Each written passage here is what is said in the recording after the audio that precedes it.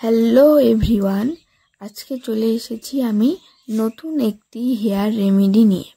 তোমাদের চুল যদি খুব ড্রাই এবং ড্যামেজ হয়ে যায় তাহলে আজকের ভিডিওটি তোমাদের জন্য।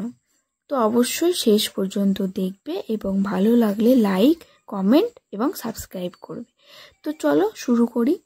আজকে আমি যে রেমেডিটা বানিয়েছি সেটি বানাতে কি কি লাগবে সেটা আগে বলে নিই। আমি নিয়েছি প্রথমে flaxseeds jail, aloe vera 2 table spoon, একটি বানানা এবং 1 চামচ হানি।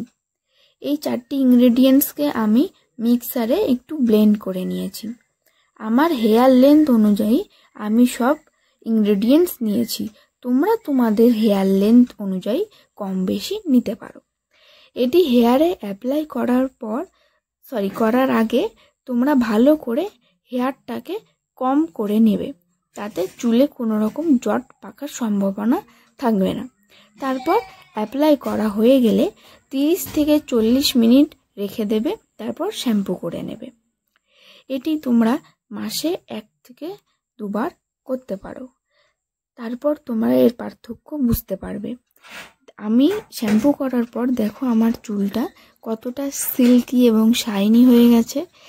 এবং তোমাদের যদি পদ্ধতিটা দেখার হয় আমি কিভাবে বানিয়েছি তাহলে তোমরা আমাকে কমেন্ট করে বলো, আমি অবশ্যই এটার একটা ভিডিও বানিয়ে দেব। তো আজকে এতটুকুই, অন্যদিন আবার কোনো হেয়ার রেমেডি নিয়ে আসবো। টাটা।